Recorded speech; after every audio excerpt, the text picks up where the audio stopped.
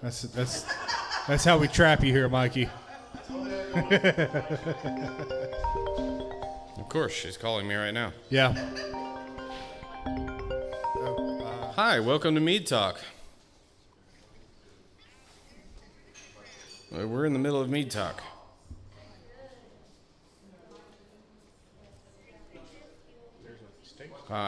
Look, I'm in the middle of Mead Talk. Love you.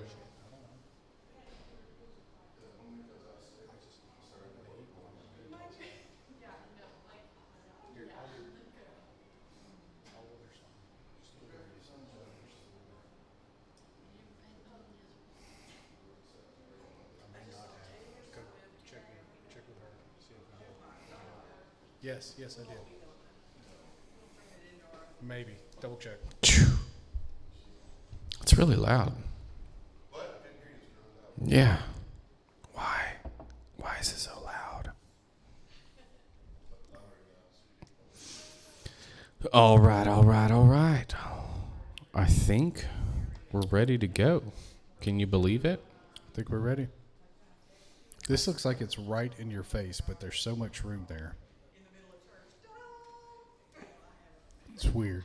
No, it's right in my face. But it's not. But it is. But it is, yeah, but it's not. All right. Are we ready to go? I think so. I mean, we are streaming, so.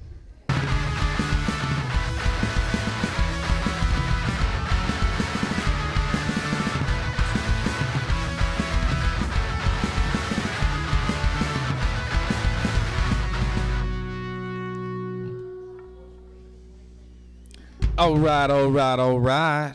Gosh, how are we so we're so loud. Yeah. I like it though. It's good. Yeah, Is that what it is? Too loud, too old. Yeah, that's what it is. No. It's not that it's actually loud. It's just that we're hearing it differently now that we're older. Yeah.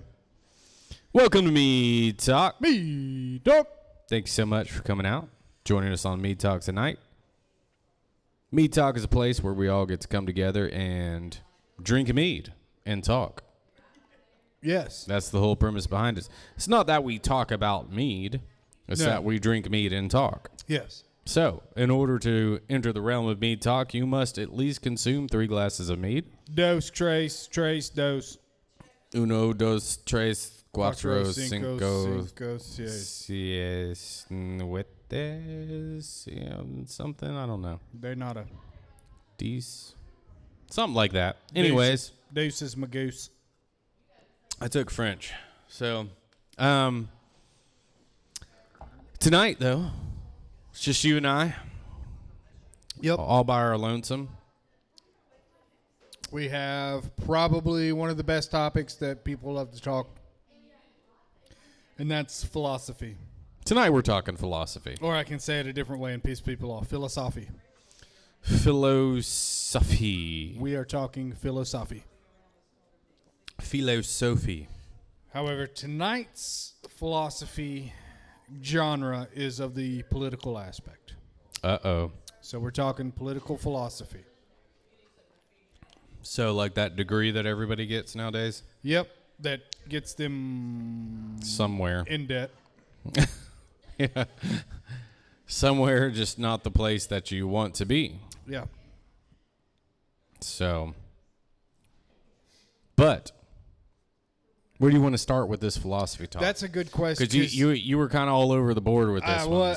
There was a lot going on with this one. I think we need to start here. So you go ahead and start. You set this one up. Okay, yeah. You go ahead and start this. All right, so let's jump right in. Let's do this. I'm excited because I'm kind of clueless as to what we're about to dive into. Are you ready? And here we go. Is government morally good? That's a heavy question. That is. And that's a broad spectrum. For example, I think it can be. Yeah. But I think a majority of the time it is not. Well, first you have to ask the question, what are morals? Yes. And then you have to ask the question, whose morals? And then you have to ask the question, from whence they come, you know? Right. And then you finally get to the question, is government moral? which we can all agree to an extent that everybody has an inept morality without going into detail about where it comes from or why we have it. There are some people that don't understand where it comes from, why we have it. They think that it's just passed on from generation to generation. Or it's circumstantial to the society. Right. So, but we all understand morality. We know right from wrong for the most part. So is government a body, a collection of our peers morally good? Can they be morally good? What kind of government, I would say? That's a good question. Any government, any governing body. So I would say a monarchy could be good if you have a good person in power, right? That's if. And then that goes to what is the nature of humans. Yeah, which is not normally good. Right. Right. But it could be. There's been kings in the past, obviously, through history that we know have been good. Right. Daniel, Solomon, those sort of kings. Obviously, they had their flaws. And every once in a while, they fell away, but they tended to do good. Right. But I would say that a government that is based on the people, to protect the people, for the people, is probably the best we've ever had. And could be morally good, but I think that it still needs morals and guidelines to operate on. Yeah. And I don't think government is good at all. Let's just throw that out there. Right? Well, I slightly disagree. Because with a large collection of people, you still need somewhat of a governing body. Yeah. So I think with a body of people that have common sense, government is bad. Right? I think in that situation, it depends on the power the government or the governing body has. There are some people out there that just have no clue what's going on and need to be told what to do. They exist. However, you need a governing power that has their best interest at heart, not the governing power's interest at heart. Yeah, I don't think any government has anybody's best interest at heart. These days, no. Well, I would say any days for the most part. I think that our founding fathers had our interests at heart because they were us. Sort of, yeah. I don't know. I don't think any government is good, period. End of story. I believe anarchy is the way. To a certain extent. That's just me. Have you read the Anarchist Cookbook? No. Does it have people in there? Does it have people in the cookbook? Yeah. No, I think that things actually typically become balanced in anarchy. Actually, that's more of like an atheistic point of view. That is very atheistic. That is survival of the fittest. That is Darwinism. Not Darwinism, but that is you're weak, I kill you. I have no problem with you. No, well, normally it's like the balance kind of naturalizes between humans because they realize that there's, if they do something bad, somebody, obviously stops them. I disagree, and I'm going to explain a very simple reason as to why. Mm-hmm. In your household, does everybody get to do what they want? No. Do you have a governing body? Yes. Who is that? Me. There you go. Yep. No, yeah. Stop hitting the table, Robert. I can't. It's really helping me right now, okay? I know you're making points over there. There it goes. But he knows there's like strangers out there, right? Yeah, they'll bring them back and pay us to take them back at this point. Yeah. Gosh, just stop. You just stop it right now. I don't know. I think that no, I don't 100% believe in anarchy. I just think it's a part of the way. I think that no, I do think governing bodies are essential, but I have a problem with them. Yes. Well, I'm going to say red-blooded American has a problem with somebody trying to tell them how to live their life. Yeah. I do. Like, for example, if I want chickens in my backyard to provide me eggs, to provide food for my family, and a city shows up and says you can't do that, I've got a massive problem with that. Yeah, that's happened to me. Multiple times. Yeah. And I don't understand it because we here in America have the right to provide for ourselves. Yeah, well, sort of. There's no sort of. No, there's a big sort of. No, we have a right to provide for ourselves. Sort of. The Constitution doesn't grant us that right. It protects it. Yeah, but it'll get taken away from you at any point in time. That's why I don't like government. Right. Like they've been prying way too much into my life lately. So asking me all sorts of crazy questions. So that leads us into the next question. What's that? Why should we obey laws? Yeah. Because again, you've been in trouble multiple times, so you were negating the law. But why should it be obeyed? In that, especially in that instance, why do you think you should obey or not obey that law? I've been in trouble for obeying the laws, though. Just to be clear, technically it's not a law, it's an ordinance. Yeah. And people will be like, well, that is a law. No, it's... I mean, but the law says that you can do it. The ordinance says you can't. Right. There is a difference, for sure. Why should we obey laws? Mm-hmm. I don't know. I don't like laws. I just like to do what's right, regardless of the law. So my answer would be, it depends on the law.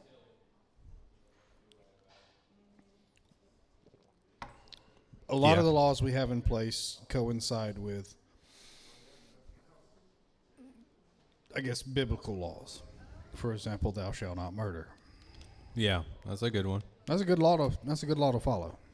Yeah, for sure. So I think the laws that keep people from interfering with other people's lives are good laws to follow. Those laws are set there for us to live peacefully and freely. Now, for example, the ordinance, whatever you want to call it, that says you can't have chickens and can't provide food for your family, to me is no law. That's one that you can ignore. That's one where the government says, no, you have to spend money to provide for your family. You cannot provide food for your family naturally. That to me is, look, that's BS. I will continue to have chickens, and I will have chickens if I want chickens. And if you want to take this to court, let's go to court. And ultimately, I will win, and I will spend whatever amount of money I have to spend that you will recoup for me for violating my rights for me to provide, just to provide for my family. So at one point in time, when I wasn't a God-knowing kingdom believer, there it goes. I know, it's freaky. I believed that natural law was, the law that we should follow, right? Yeah. And what that meant was, there are natural laws, obviously, like gravity exists. Scientists don't know why gravity exists, but it does exist. If you ask them to explain it, they can't. I can explain it, but they can't. If you ask some Gen Zers, Newton created gravity, and they don't know why. That's true. Yes. But yeah, right. It wasn't here before that. And it's flat. Yeah. We don't walk up hills. We just lean forward or backward. That's right. Got him over there in tears. Oh, no. Yeah, but I used to think that natural law was like the ultimate order, which it ultimately is, but it was obviously created. But I used to think, if energy moves in a particular direction, it has to move through these geometrical shapes, right? Sacred geometry, and it has to manifest itself in a particular manner. Now, that particular manner determined a positive direction or negative direction, right? It just so happens that also correlates to one's life. The problem with that is who determines what is positive and negative. And that's where I found all my issues. And that's where I had to say, wait a minute, there is a consciousness to all of this. There's intelligence. That almost sounds like who determines what's wrong and what's right. Yeah. Because that is a positive and negative. Yeah. Yeah. Who? Right. That's a good question. Yeah. That's the ultimate question, right? Because if it's subjective and you determine everything, then that becomes a huge issue, right? Because there's a lot of people that determine right from wrong. What Hitler did was okay. To him. Yeah. He morally or subjectively justified it, right? Yes. And there's still a lot of people to this day that believe that he was subjectively, okay doing that. Like, right. That he didn't actually do anything wrong. And that it's most of like the top atheists in the world believe that he didn't actually do anything wrong. Right. But that's also because they think that morals are subjective. And but they will say, is it right for somebody to hard R someone? And they would be like, no. And then it's, well, why do you think that? That sounds objective, not subjective. Yeah. And they don't have a valid argument for that. Well, and just so people know, subjective means that it comes from you. Objective means it comes from some other source, right? And there's objective truths, things that everybody can acknowledge and see. Gravity is real. That's objective. that's an objective truth, right? And there's truth claims about things, but you can't make those truth claims with the knowledge within yourself. It has to be obtained from outside, right? Or about something outside of you, right? And that's like what a truth claim would be. Like water is wet, okay? Right. Define that, what is a woman? Yeah. Yeah. Well, that's a little bit of a nail in the coffin, but yeah. Yeah. So then the next question is, who should have the most power?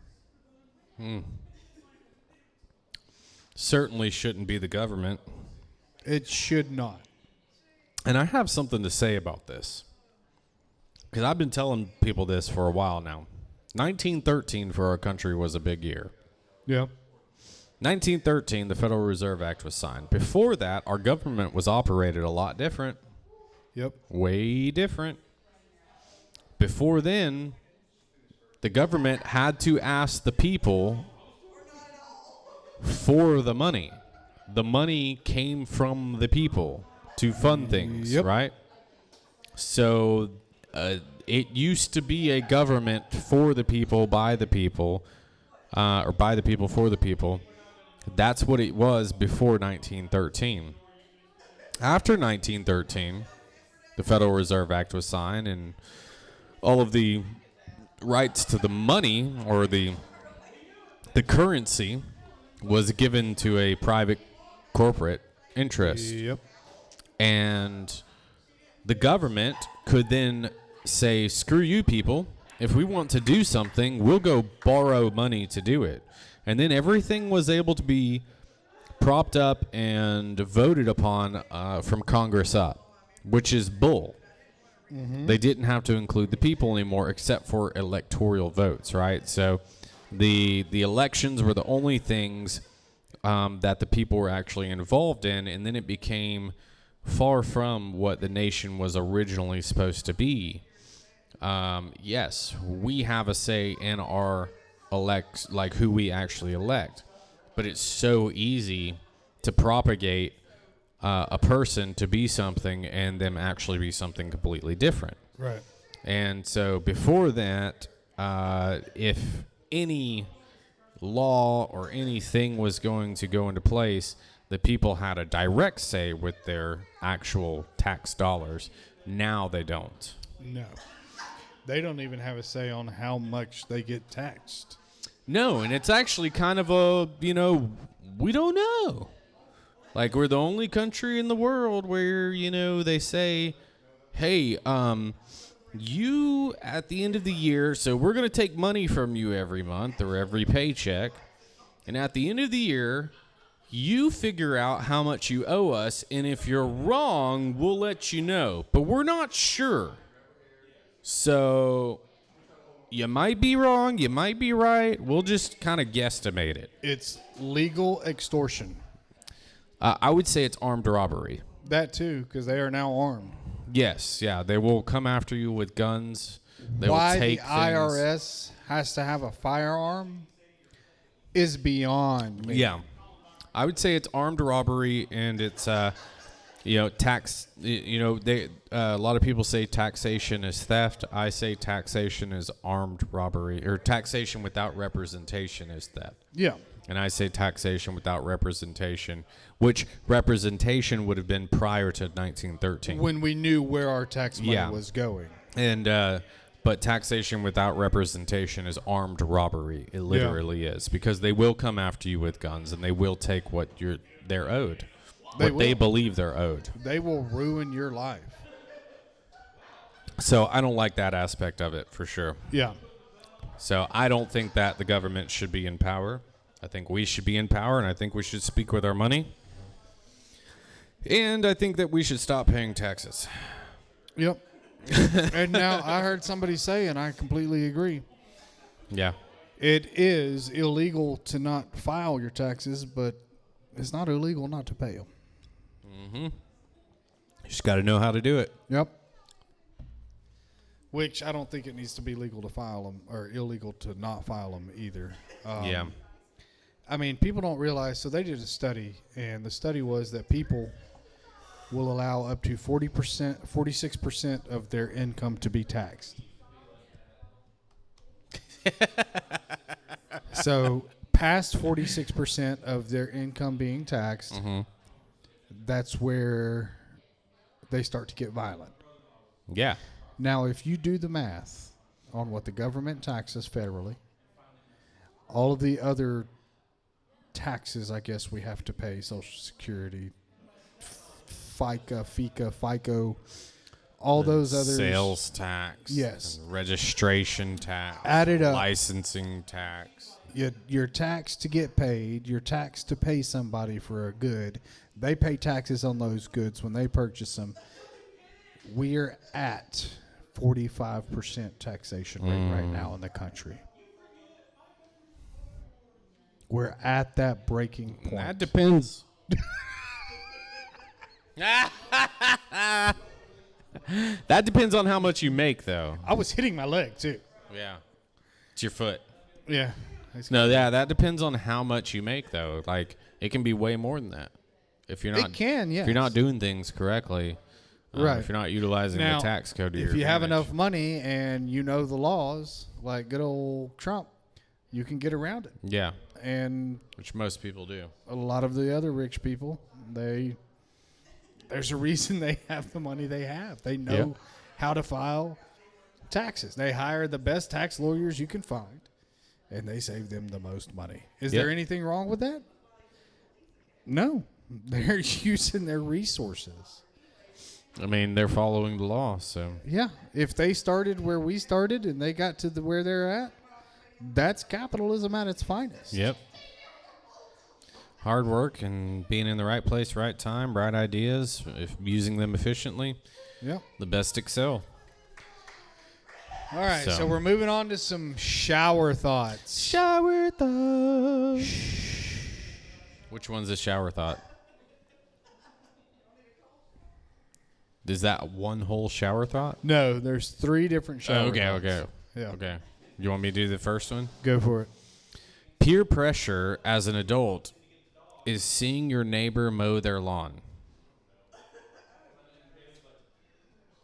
I don't get it. Not for you. Not for you. Mm-mm. Peer pressure in your situation would be your neighbor picking their fruit from their food forest, Yeah. and you're like, okay, I got to get out there. And Yeah, I harvest. gotta get out of there. Yeah. Yeah. Well, peer pressure for me is them calling the cops on me and saying, "Hey, you got to cut your weeds." Yeah. Yeah, I don't have a lawn. That's where he was getting with that. Yeah. I guess I understand. I understand now that you put it that way. Right. Because yeah, if your grass is like super tall Yeah. and theirs is like nice and trimmed, Yep. I'm like, crap. Why couldn't they just let me know that was something they're gonna do? We could have been out there at the same time. Yeah. So I don't look like an asshole. Yeah, or like, hey, you mow your lawn and my lawn since they touch. Yes. And then next week I'll mow my lawn and your lawn Pretend because it's they the touch. same lawn. Yeah, just keep on going. Yeah. Yeah, that would make sense. That would make sense. All right. So the next shower thought. Someone's mom probably used you as a bad example for her kids. Yeah. Oh, yeah. Well, I know it is definitely. I was probably one of them. Yeah, I was probably that example. Definitely. Yeah, let me talk to that mom now. Yeah, for sure. I can see that. For sure. Are we going to the next shower thought, or are we Go going to the next one. Yeah? Are you sure? Go for it. If tomatoes are fruit, then ketchup is a jam. Gosh dang it. I know. Yep. You got to let that one sink in. Tomatoes, not a fruit. Tomatoes a fruit, bro? Well, okay, so any vegetable is actually a fruit. Okay. Then all we have is jam. So salsa is a jam. Salsa's a jam. I mean, because it's made mostly with tomatoes. And it's good. Yeah. It's a pepper jam, pepper jelly. Yeah. There's no sugar added to it, though. No. Not usually. Some of them do. But it's not a preserve. No. A But- jam doesn't have to be a preserve. Well, it's got to be preserved. Not necessarily, not if it's fresh and planned on being eaten right away. I guess. You can jar it. But mostly it's preserved because you add the sugar. Yeah, I mean, well, it's not what you add to make it a preservative. It's Well, yeah, it is. what you add to make it. Well, the sugar is the preservative. It is, but salt's a preservative as well. We don't call when we salt steaks or whatever preservatives. Huh? If you salt, have you seen where they take salt and they just completely coat a steak and dry age a steak in salt? Well, it's not a preservative. Yeah, it's a cooking method. It actually cooks it with the salt. It does, but salt's also been used as a preservative. Yeah. But it preserves it. It does, yeah. But that steak is not a preservative No. because of the salt. So jam's not a preservative because of the sugar. No, it is. Your logic is flawed. No, not my logic. I don't know whose logic it is, but it is. It's not. So I know there's a definite difference. There's a definite difference between a preserve, a jam, and a jelly. Yes, there is a difference between a jam and a jelly for sure. And the difference And a being preserve. No, the difference between a jam and a jelly is that a jelly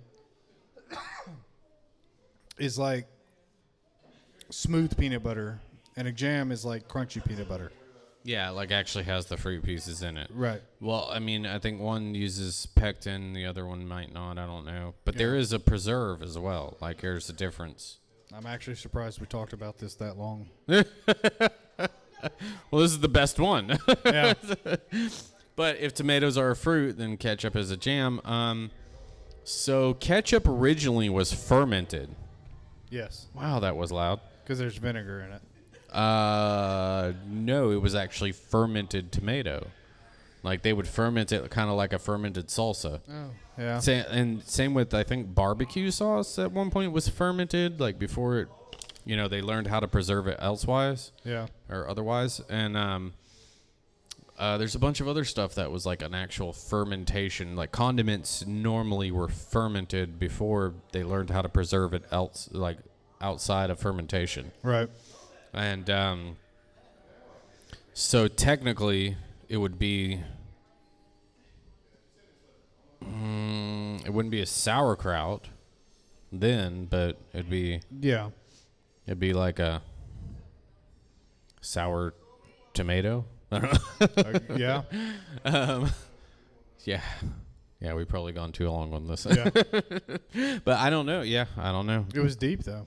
I don't know why it would be considered, like, where'd the word ketchup come from? Good question. I've thought about this. Yeah. I've actually thought about this a long time ago when I was a kid. I thought about words and where they come from. Why hasn't anybody made a condiment called Leave Behind? Yeah, You know? like the opposite of ketchup. Yeah. It's a good one. We need to start that. I know. We should figure that out. Mm-hmm. Yep. All right. Next topic. I'm going to go get a refill. Do you need anything? I'm good. All right. Would you like me to start this next one? Yep. All right. That's the top one, right? Yep. So why did we start in the middle? Okay. So, the next philosophy topic of the night. Are you ready? Are you ready? Are you sure? All right. Violence. Is violence ever necessary, or is it completely unnecessary? Does it ever solve problems? That's a very interesting topic. I think that violence can be very necessary, especially in defense. It's been very necessary in my life many times. And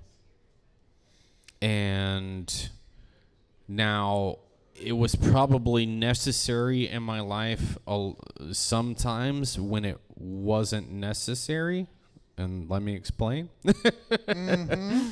That I was put into positions outside of my control somewhat, other than me, voluntarily being there. But I was put into situations that made it necessary for violence, right? But I would say that most of the time we can control our environment and where we're at and what we're doing and who we're with.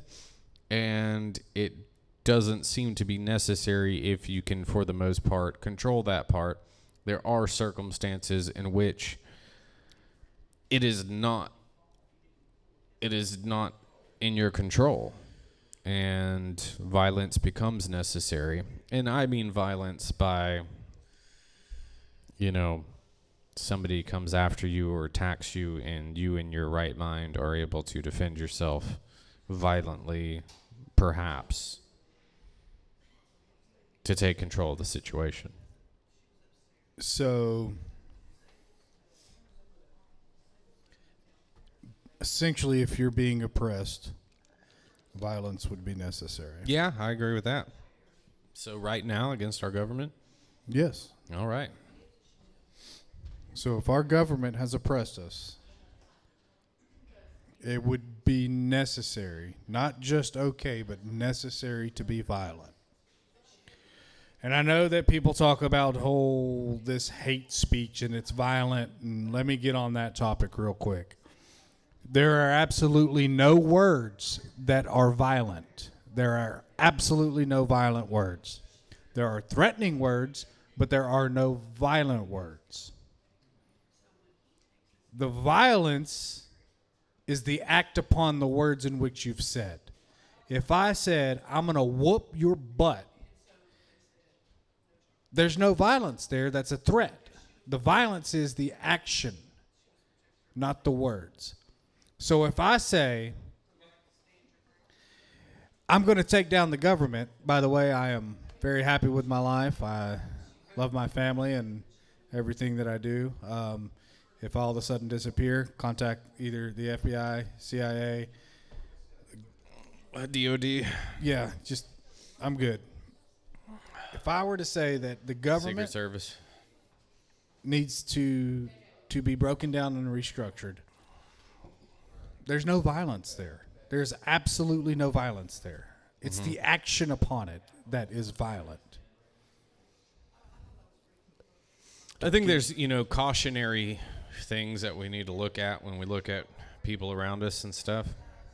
Profiling is a big thing. Yeah. And I think it's, I hate the fact that I am profiled, but profiling is kind of a great idea. And I hate to say that, but I believe in it. According to Ron White, profiling is wrong. Yeah, I know.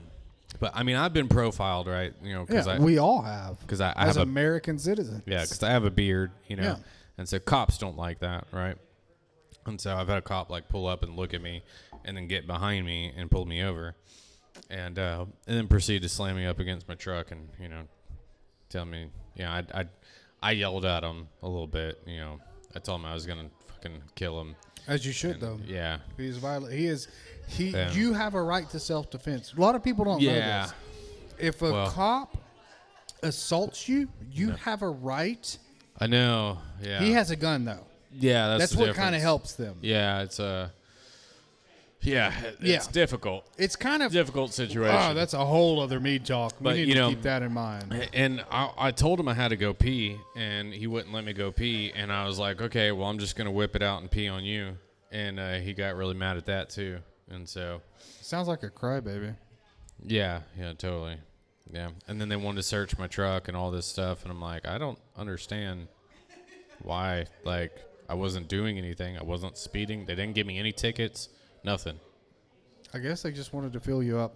Yeah, that's probably what it was. Now, look, we're not saying this because we don't like cops. We have a lot of people that we associate with that we enjoy being in their presence that are cops.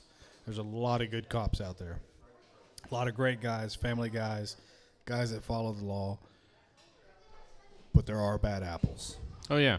Those are the ones we're talking about. Cops are not the law. They are not. They are not Judge Dredd. We have rights.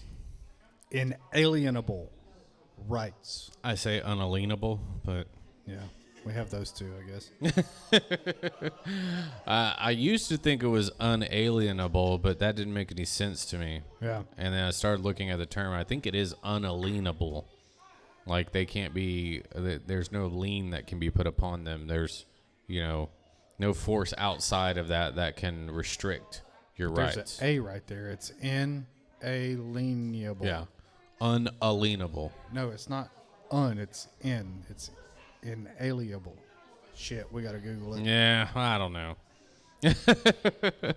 But is violence or could it be necessary? Yeah, I think that some evils should be stopped with violence. Okay, so how's it pronounced? Inalienable. It is inalienable, which means unable to be taken away from or given away by the possessor. Okay. I thought it had to do with aliens. Huh? I thought it had to do with aliens. It's I don't think that's the right way to say that. Look, man, I ain't got a UFO, bro, okay? Step off. UFOs came down and gave us our rights, man. Dude, look. So we were looking for something to watch last night as a family, and there was a movie from 19... Of course, he brought up a movie. I know. I will every time, okay? And there was one with, what's his name? Jeff. The dude. The one that played the dude. Yeah, the dude. The dude. Uh-huh. And he was an alien, and he came to Earth, and he took the figure of this girl's deceased husband, And the clip on Netflix was them driving in a car, and she's driving, and she's like, "What do you want from me? Why did you choose me? Why do you look so much like my deceased husband?" And he turns around, and he's like, "I don't know what I need to say right now." I was like, "Man, they don't make movies like that anymore, okay?" And sometimes, like, thinking about it, there's some people that ask me questions, and I will probably, to this day now, start saying, "I don't know what you want from me right now." Yeah. Just to get their reaction. That's pretty It was good. funny. That's pretty good. I got to see that. Yeah, it was pretty good. I can't remember the name of the movie, but I'm going to have to go back and watch it. We were looking for a family movie. So what's all this underneath? This is so okay. So violence, is violence ever necessary, or is it completely unnecessary? Does it ever solve problems? Which I never even talked about that on my opinion. Yeah, go ahead. Yes, violence is necessary. Violence will always be necessary because there are some people out there that just don't get the clue without violence. And those people are the people that believe most in violence. It takes fighting fire with fire. Bullies, for example. A bully will not stop harassing you until you turn around and absolutely beat the ever-living snot out of them. And in most cases, you'll become best friends. For guys, at least. Yeah. Is it necessary? Absolutely. Because sitting there trying to turn around and talk to them and be like, "Hey, man, I don't appreciate what you're doing to me, man. Would you not hit me, man, or stuff me in a locker, man?" Or that does not work. That does not. Politics does not always work. Yeah. Sometimes it has to be physical. Yeah. That's human nature. It's in history. Yeah. And as much as people want to believe that being nonviolent and trying to work things out with words is the right way, it'll never happen. And mostly that has to do with human nature. The people that are mostly violent are the people that want power. Yeah, over their situation or someone else's. Let's take a couple years ago, for example. Let's talk about one kid in particular that protected himself. I know who you're going with. Was what he did necessary to save his life? Yep. Could he have put the gun down and stood up and be like, "My bad, guys. Hey, I'm sorry. Y'all go ahead and do what you're going to do"? Would he have survived? No. No, he wouldn't. I mean, he could have avoided the situation, but at the same time, so could have everybody else. You Right. know? If the opposing. It's kind of like, violence is coming to your house and is about to burn it down. Are you going to just let it happen? If 3 guys bust in my door, am I going to sit in the floor when they bust in, cross my legs and be like, "We don't allow that here. You must go outside and knock and I will let you in"? No. 3 people bust in my door. They're going to meet their maker. Yeah. That's that. Yeah. I didn't choose for them to be violent towards me. But I will return the favor. Yeah, for sure. I will match your energy. I'll take it up a notch. Yeah, I was going to say, I'll probably take it up a notch, but I'm at least with you. Yeah. So do I think that violence is ever necessary? Absolutely.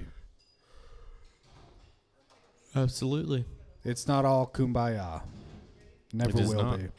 It's human nature. So what is this about? So this underneath, this was a sample of, this was a topic in college, and a student posted this on a thread, and they were on the side that was arguing that violence is never necessary.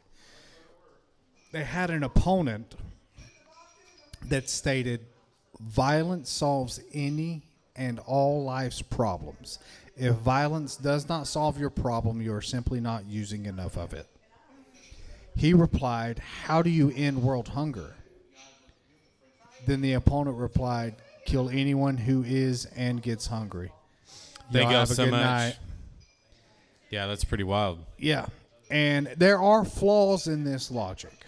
There are flaws in this logic because killing hungry people does not solve the problem. Mike to Mike. We love you, brother. See you later, Mike. Killing people that are hungry does not solve hunger. No, it just gets rid of people That that are just hungry. makes room for other people to be hungry. Yeah, exactly. But if we tone his response down, violence solves any and all life's problems. If we tone that down, you've got to take it down quite a few notches. It doesn't solve any and all life's problems. If I'm in my vehicle going to work and somebody's in front of me on the interstate in the left lane going 60 miles an hour, if I ram them with my truck, that's going to solve nothing. That's going to cause more problems. Mm-hmm. However, if I'm on my way to work and somebody is behind me and they are riding my butt and I'm going 75 miles per hour and the traffic to my right is going 60 miles an hour and I slam on my brakes, my problem's solved. They got to buy me a new vehicle.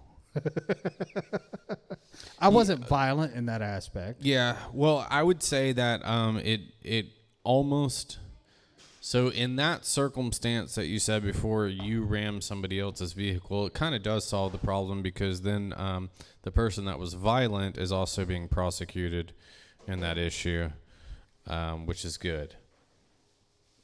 Yeah, that's on a broader spectrum, but Yeah. just I need to get by them, they're going too slow. That doesn't solve anything. Mm-hmm. Yeah. Now, if we were to broaden this, if we were to take that and blow it up, let's talk about war. And this is probably mostly what this is dealing with. Aside from the hungry people, that's a weird response if I'm going to be honest. That's like some Jeffrey Dahmer stuff, but war. And I think the real question is war ever necessary? And Einstein said, if you want peace, get rid of all the weapons. If there are weapons, there is war. Mm-hmm. So you'd have to chop everybody's hands off and feet Yep. because they kill more people than guns or knives. I mean, in a technicality, the only thing that kills people is people. And bears. Okay. I was going to say, there are some natural occurrences, Yeah. but it was The only thing that mistakes. murders people Yeah, the only thing that murders people is people and bears. and bears, especially if they're on cocaine. Yeah. I saw that movie. or Brought up another movie. alligators. Or crocodiles. Yeah. Those will kill sharks. But, I mean, surprisingly, if you look at the statistics for shark attacks, most people survive. They do. Yeah. They just have a giant scar. Yes. Or a missing chunk of, limb. Yeah, they're Yeah. missing. Yeah. So, good statistics there. Yeah. If you So ever- statistically speaking, people kill more people than sharks and bears. That's a fact. that reminds me of that one movie. I know, right? See, now you're bringing them up. Oh, that was a good movie, too. Yeah. Bears got their name from the Chicago Cubs. Yeah. Yeah, that's a good movie. It was. Yeah. Oh man. Look at that shark. Arr, arr, arr, arr, arr, arr, arr, arr. So shower thoughts maybe? Yeah, that we definitely did. Okay. I'll start this one. Why aren't iPhone chargers called apple juice? That's a good one.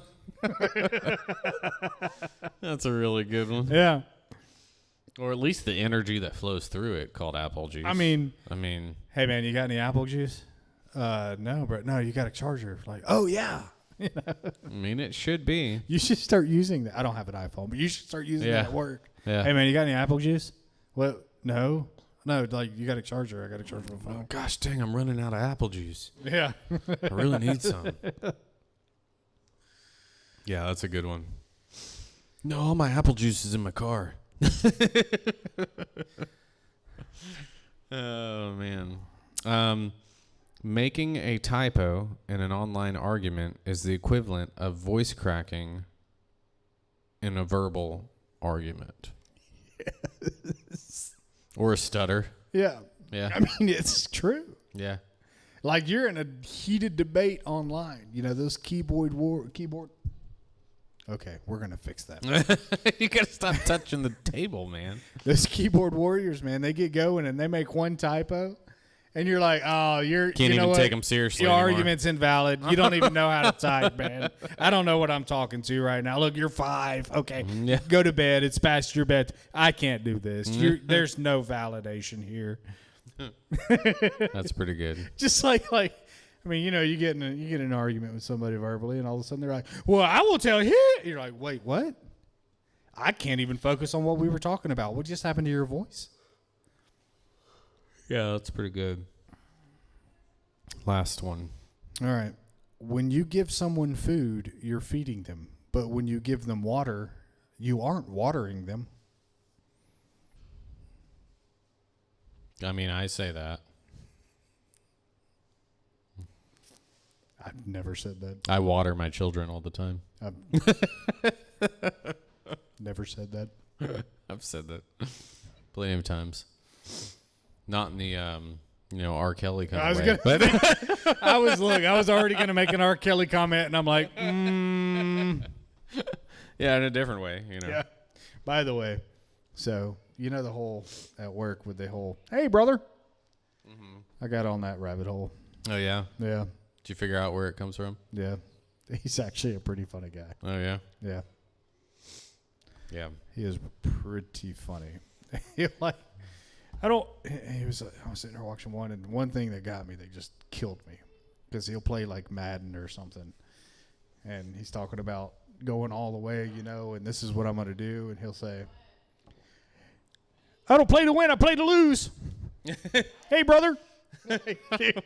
So I let everybody know that I know who it is, and I went down that rabbit hole, and all the guys are like, that's awesome. Yeah. So we were talking about some of his videos and highlights and stuff. Yeah. And I'll share with you off screen who it is so you can catch up. Yeah. But he is pretty funny. Is he? Yeah. Yeah, I had Ruben rolling the other day when I did that. Yeah. I was like, I don't understand, but okay. I mean, it sounds funny. It does. It is. It's Yeah. funny. Hey, brother. So the last question of the night before we end this. And I think we've talked about this before a little bit at least. Maybe slightly, but I don't think it was in depth. I think it was a different kind. I think the question was oriented differently, but it was very similar. Is sacrificing one to save many morally acceptable? So logically speaking, yes. Unfortunately, so there's some intricacies of this question that I'd like to go through. Because there's the obvious question of, is other people's lives actually in danger? Or is this like a possibility type thing, right? Presumably, their lives are in danger if Well, the I mean, topic of sacrificing one to save many is there. But is it like, well, I mean, but you can't tell the future, right? So you don't know if this one Right. sacrifice is actually going to save many. And you know, that's what you see in a lot of movies. A lot of action movies. Like Spider-Man? Yeah. Like he has to figure out a way to save them and save and everybody else. And it's like, you know, you're presented with this ultimatum, but at the same time, is it really an ultimatum? Right. You know, is that how it has to be? Now, can you accomplish both? Can you save everybody? And I mean, you never know. Now so let me bring this up to you. So every life is valuable. Yeah, inherently holds value. So let's say somebody with a bomb strapped to their chest walks into a building full of people. Now you're talking my language. Would it be okay to take that one person out that has the bomb strapped to their chest to save everybody else? Or is there a way that you can save everybody? Well, my first reaction would be to pull the trigger. Yeah. You know, for sure. That would be like straight up first reaction. Obviously, if I was not... See, then this is the weird part, right? So if I believed I was in a position to observe and attempt to save everyone well, honestly, I don't really care about the person who's got the bomb strapped to them, right? So yeah, I wouldn't really care about the person who has the bomb strapped to them. It's just my initial judgment, you know? Well, yeah, because you see a threat. Yeah, so my initial thought is, okay, just take out that threat and everything's good. I would obviously, if I saw myself in a position to observe, I would probably do that first. If I wasn't close and I was within a safe distance, even if there was other people that were closely involved that could be harmed, I would probably still observe and see, just because you know, there's still a way for somebody to trigger those things and stuff, even if they get shot or, you know, whatnot. So I would mostly observe, but if it was if I was right there, first reaction, bam, you know, I don't care what happens. I'm going to take you out so that you don't get further into trying to hurt more people. See, I personally, I agree. If somebody were walking like that, there would be no hesitation, because in my eyes, the first thing I think is self-defense. Mm-hmm. Because self-defense doesn't always have to do with just you. Yeah. Self-defense is always protecting the people around you. Mm-hmm. So if I'm protecting people around me, I will take out the threat. Yeah, I think some people, they forget that, or they don't know that there is a time period within a threat happening that you actually have to figure out if it's an actual threat. You have to assess the situation. You don't even know, really, especially if it's a surprise, you know? Right. If it just pops up, it's not like you automatically know what's going on. Yeah. It takes some processing to figure out, okay, this is what's going on. This is what they're saying. This is what they're, you know, whatever's going on. You know, this is who it actually is. Because there's so many people around you in different situations, and trying to assess who is the actual threat is another issue that you have to work through. Right. And, you know, that's worked through pretty quickly, but not as fast as you think. Yep. Somebody walks in with a bomb strapped to them and visually shows it, and then starts, you know, vocalizing it, right? You get the idea pretty quickly. But somebody who doesn't show it, and you have to assess the signs and different things that are going on with that particular individual, or, you know, they do something silently or whatnot. There's all sorts of different situations, you know. Some are more evident than the others, but yeah, there's all sorts of things to figure out. But even something that seems super apparent is not super apparent because it's a surprise. Right. Right? Like, if you walk into a room and it's not your birthday, but everyone jumps out and says, surprise, happy birthday, and it takes you a little while to figure out, like, wait a minute, what? You know? Yeah. First of all, what's going on here? It's not my birthday, you know? It's like, Even if it is your birthday, it takes still a takes second a second. to process. What just happened? Why am I being attacked right now? Oh, wait. It is my birthday. Yeah. Oh, gee. Okay, thanks. Yeah. Yeah, there's still some assessment there. Yeah.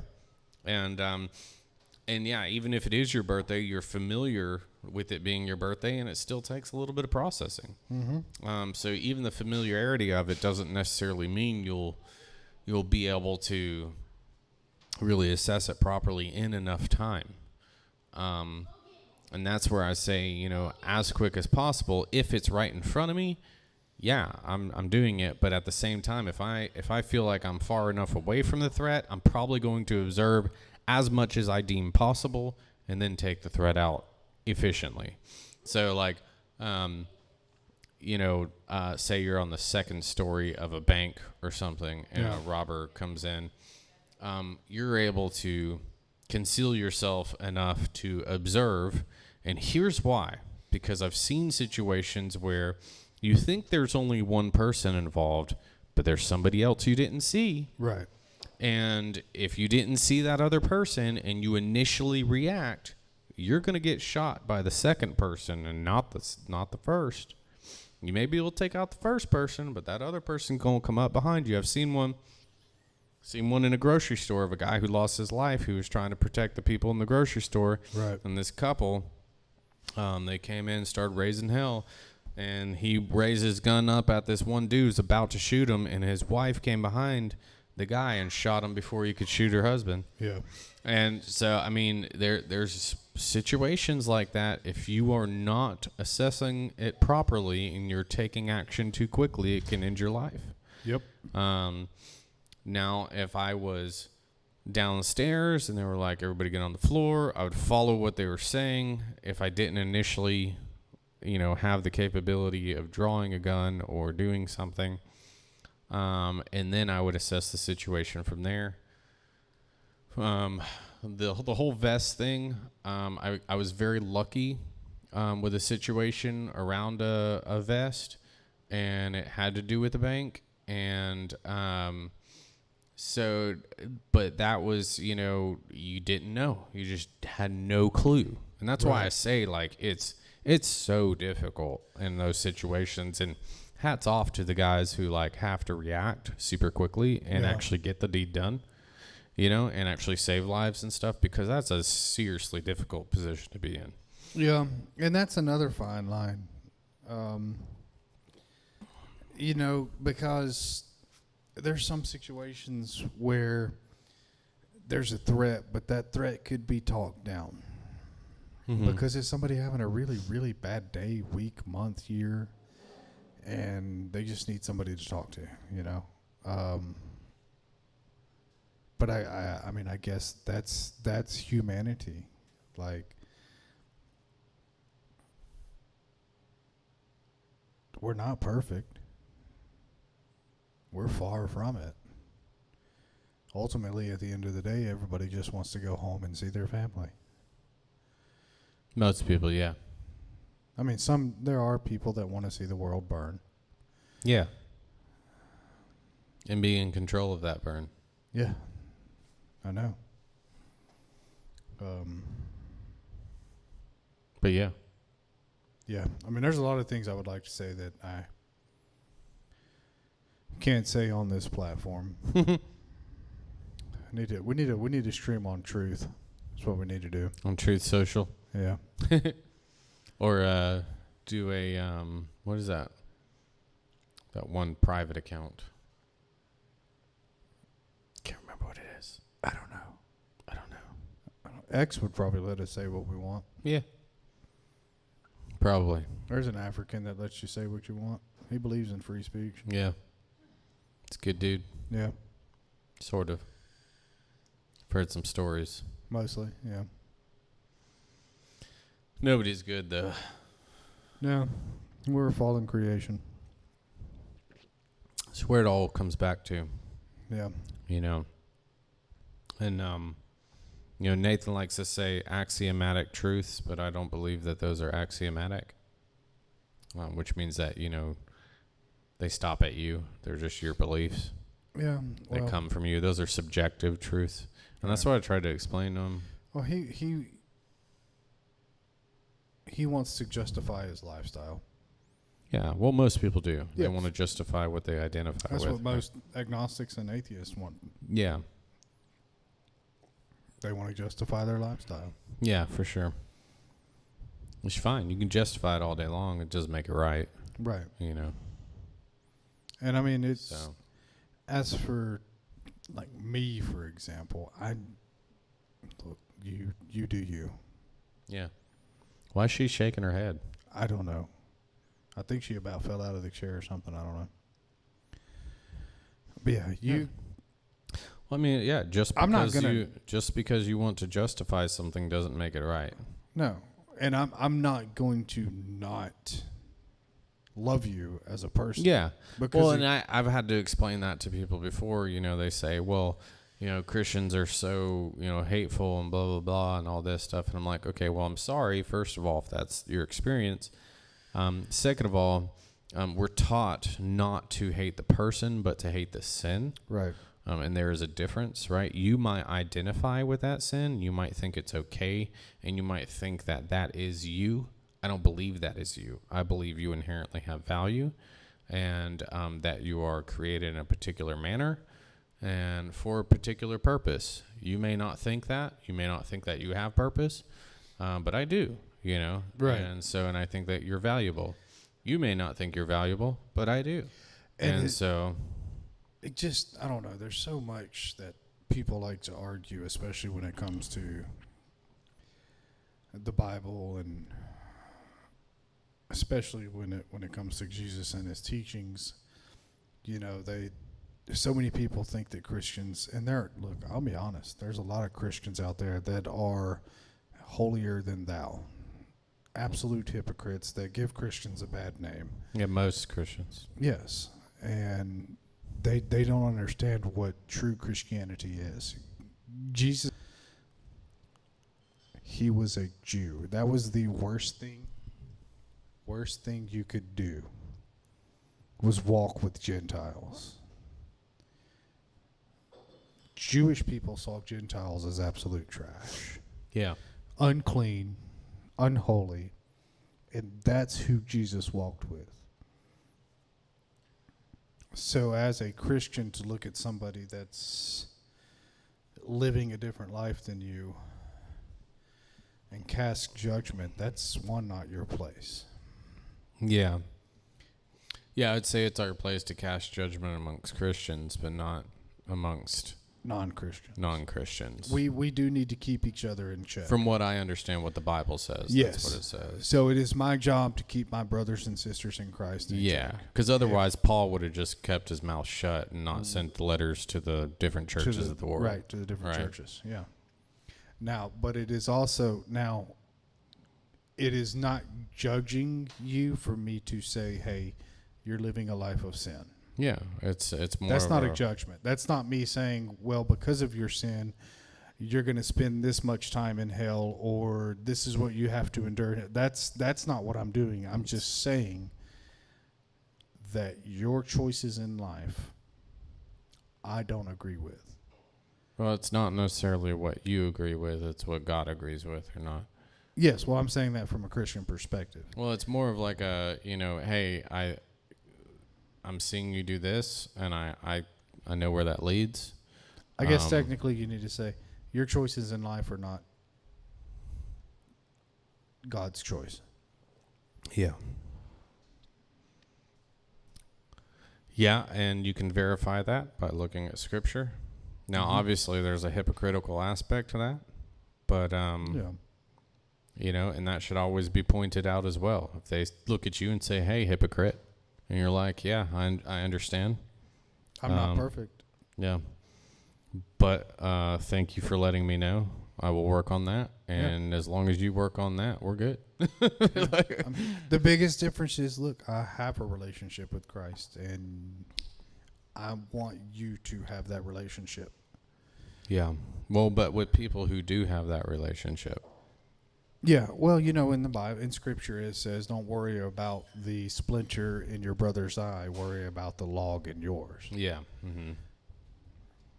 And that doesn't necessarily mean don't say anything to anybody. Right. That's saying Just means make sure you're solid before you go That's start saying approaching don't other nitpick people. on your Christian brethren. If somebody lets a bad word slip, don't nitpick on that when you're, doing something worse. And I saw a good video, and it was solid. It was Cliff Click. And somebody asked him, well, if all sins are equal in God's eye, would murder not be the same as lying? He said, yes. He said, all sins are equal. He said, but the consequences are different. Yes. In God's eye, all sins are equal. That's why Jesus can forgive us, because they are all sins. They're all a violation of God's law, but the consequences are different for each of these sins that are committed. Yeah. Just like if you were to murder somebody, that's a far worse consequence when you go to court than if you were to get a speeding ticket. Yep. Even though speeding tickets are not really, bad, but Law, they're not law. yeah, They are, but they're not. let's end this here. Yeah, one more thing I was gonna bring up though is okay. What is up with the bright freaking hat, man? This hat? No, the other one that's super bright and sitting on that your guy's head. over there. This is to make sure that people know that danger's walking into the room. Oh, okay. Yeah. And you're barely walking right now. Yeah. I am. No, wide load coming in, The only danger we have of you walking is possibly falling and breaking your hip at this point. Exactly, yeah. I'm walking like a 70-year-old person right now. Yeah. No offense out there. I know there's some older fellers that come in here. They do. But they're probably in better shape than I am right now. Probably could have done that marathon faster than you. Yeah, definitely. But, yeah, that's why. People know that I'm around. Yeah. All right. Because it's bright. Yeah. We need some of those at OS. I know. I've been wearing it. Yeah. I wouldn't know. I haven't seen you the past week. Really? Yeah. I don't even remember when I got it. I wore it at work like 2 days in a row, maybe. No, I wasn't there. I was, Tuskegee. Oh, that's right. You've been everywhere else. I've been around the state of Alabama. Well, dang. All right. Well, that's another philosophy episode. Down the hatch. Yep. Next one will be in, who knows?